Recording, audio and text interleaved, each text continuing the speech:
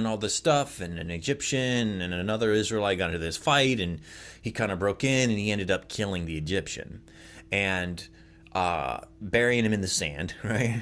Talk about addictive mentality there. This is Hands Like Hide, a podcast for men who know the weight of a long day, the ache of sore hands, and the pull for something more. Through raw stories, biblical truth, and practical wisdom, we explore recovery, growth, and how to become the man you were intended to be. Because every job teaches, and every story has the power to transform you and everyone you lead. Let's get to work. Hey, good morning. Thank you so much for joining me today. I don't know where you're at when you're listening to this. It's a Sunday morning here in Pennsylvania, and it's hot. Like, the air is like a blanket, and I'm really looking forward to some cooler temperatures where it feels like you're not drenching in sweat every time you just walk outside. Like fall, man. Second, third week of September, I think, is like the best time to be hanging out outside and going somewhere and doing something. The weather's perfect. It doesn't seem to rain too much then. I don't know. Fall's a nice time. Fall's a beautiful time with the leaves changing, but we're getting off topic a little bit this morning. Thank you for joining me. This is the Hands Like Hide podcast, where every job teaches and every story transforms. And let's think about that idea. Our jobs. We're going to talk about that today. And some of you, you may not go to work every day. And some of you do go to work every day. I've got a good friend of mine who, for many, many, many, many years, was Mr. Mom. And I think that, just because he was Mr. Mom doesn't mean he doesn't fit the category of working hard every day, because he sure as heck did. He homeschooled his daughter. And every time I talked to him, he was always doing some kind of house remodel project and tearing into something, or helping a buddy, take an old school bus and convert it to a RV. You know what I mean? Like stuff like that. It was pretty cool. But what I want to talk about is the idea that sometimes we find ourselves really unhappy with what we're doing with our jobs. And I really experienced this a lot here recently in the past, say, 5 to 6 years. I chose to kind of make a transition from driving truck full time to being a diesel mechanic and learning that whole trade, that whole field. There was a need where I work. There was a need for a mechanic, and I have some minor skills in that area, or maybe a little bit of an aptitude for it. And my boss just we had to have a conversation about it. Do you want to move into the shop and kind of take over that role? And my conversation kind of went like this. Well, I don't know too much about it, but I'm willing to learn. And he said, well, I'm willing to pay you to learn. So here we are. 5-6 years later, and I could have never imagined, some of the stuff that I know how to do now, and we've been able to accomplish, as a team in the shop, engine rebuilds, frame, replacing frames in trucks, and some pretty gnarly stuff, which is really fun. But yeah, if you'd have told me 5 years ago that, I'd get to that point, I'd probably said, yeah, no way, there's no way. But, where it kind of falls, like why that's important is because, one of my previous episodes, I shared about doing some carpet laying and some flooring with my dad when I was a kid, and I learned that I don't like that job. But even though I learned that I don't like the job, I learned a lot doing that job. And that's kind of the point of this whole episode. Sometimes when we find ourselves doing a job that we don't like, and if we dwell on that thought, we can easily sort of disconnect from the significance of what's happening in us and in our lives through that season. And that's kind of what I'm going to talk about here today. But to really set this up, what triggered this whole idea is I've been reading a book called Patriarchs and Prophets, and it's a Bible commentary on the first 5 books of the Bible, and it's written by Ellen White. And she was talking about Moses and how his whole story from like Hebrew slaveries. The Egyptian government at the time was trying to like kill all the firstborn of the Hebrews because they were, becoming too powerful of a nation, and he was kind of freaking out over that, and how Moses was hidden in a basket, and Pharaoh's granddaughter came down to the river to bathe and saw the basket, and ended up adopting Moses and raising him, in the palace of Egypt. And back then at that time, they were like the superpower of the world, and how he was being trained he was being trained to become the next Pharaoh, is essentially what, she kind of gets into this commentary. He was trained in the art of like military, government legislation. He excelled in all of the teachings of that. Like he was, for all intents and purposes, he was going to be the man. And if you've ever read the story, it's a pretty wild story. What happened was, but even though he was being groomed to be the next Pharaoh, he wasn't Egyptian, right? He was still Hebrew. And so one day he's walking through the camps, the Israelite camps, and he's seeing the oppression and all this stuff, and an Egyptian and another Israelite got into this fight, and he kind of broke in, and he ended up killing the Egyptian and burying him in the sand, right? Talk about addictive mentality there. Burying him in the sand to keep it a secret and keep everything hidden. And later on, a few days later, he's kind of walking around, he's doing his thing, he's inspecting the whole stuff, and two Israelites were, going at it into this fight. So, Moses steps in and says, hey, we got to stop this too. And one of the Israelites said, well, you're going to kill me like you killed the Egyptian? And Moses knew in that moment that the secret was out. He couldn't keep it a secret anymore. And he feared for his life. He was afraid that the information would get back to Pharaoh, and then, he would be subject to whatever disciplinary actions or even killed for his actions, right? And so he ran. He like abandoned that whole lifestyle and everything that he was going through, and he was out. And the Bible in Exodus talks about how he ended up being a shepherd for 40 years, man. 40 years he was a shepherd in the wilderness. And, I don't know about you, but like going from, the next in line to be Pharaoh in the world's superpower with all of its privileges and luxuries and people waiting on you hand and foot, to then becoming a shepherd, following sheep around every day for 40 years.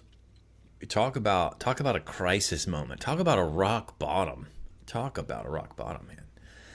And I just think about that idea, like, clean clothes, washed, pressed, servants, whatever you want in Egypt, and then you become the servants to whatever the sheep need, and every day. Right? Maybe he's got like, maybe he's soaking wet from like, the knees down because he was wading in this stream, building a dam so that the sheep could drink water, right? Because sheep don't drink out of fast-moving water.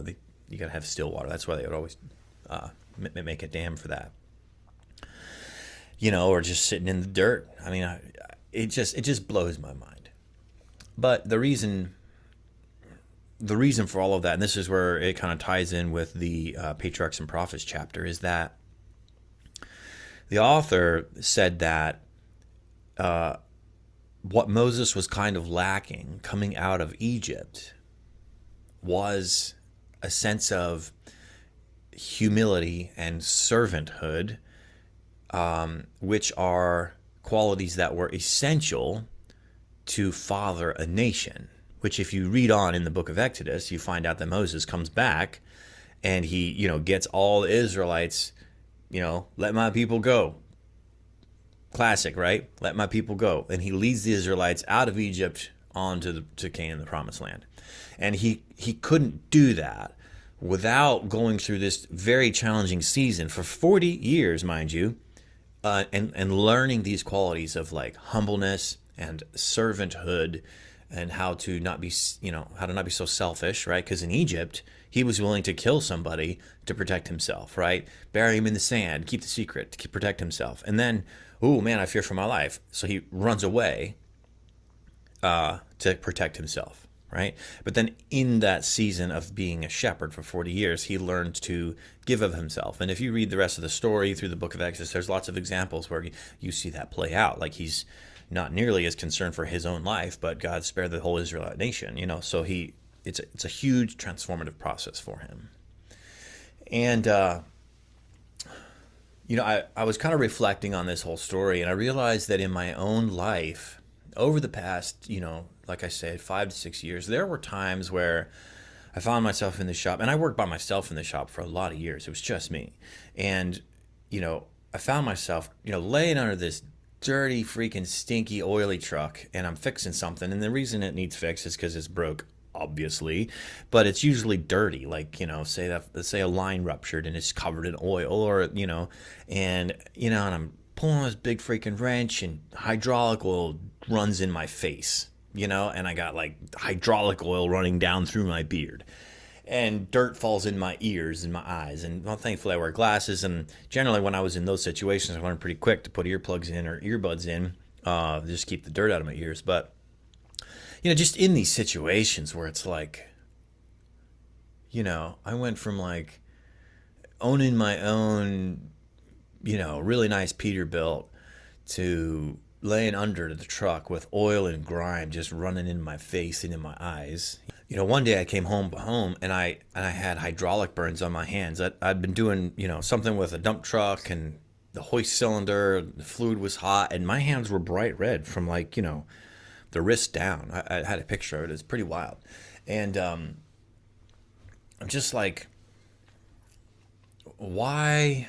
I say hydraulic burns. I think maybe like my skin had a reaction to it, allergic reaction or something like that.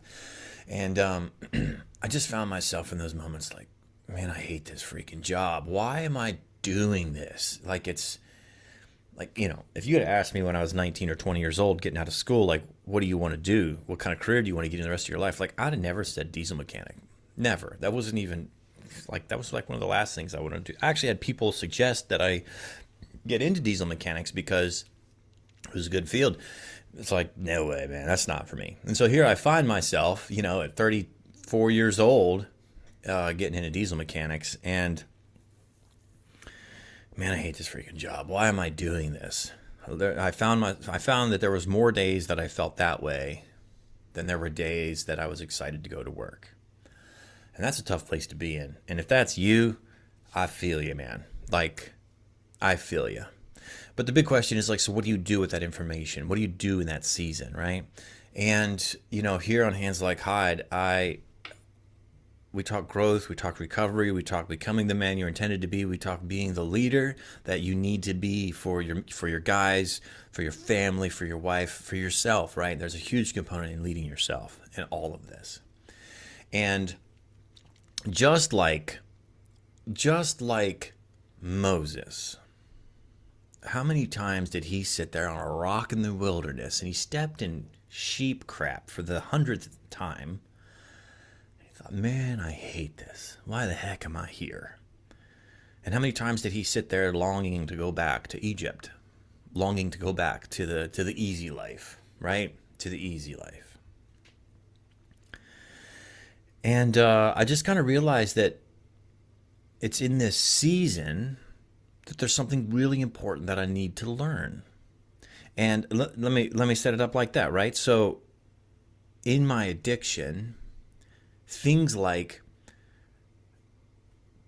thoroughness, things like consistency, things like responsibility, things like attention to detail were not qualities that I possessed. They were very, very, very, very weak.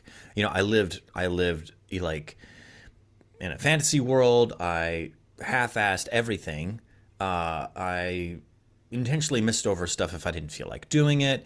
There was just so much chaos wrapped around my entire life and lifestyle, that I was just building this huge house of cards that eventually you can't maintain it anymore, and it all comes crashing down. and you find yourself, like I found myself running, just like Moses found himself running from Egypt. He couldn't maintain this house of cards anymore. And there's a verse in Job that really kind of stuck with me. I can't remember the specific reference right now, but it's for he knows the way that I take, and once I have been tested, I shall come forth as gold. That's a key verse for me. I love that passage. He knows the way that I take, and once I've been tested, I shall come forth as gold.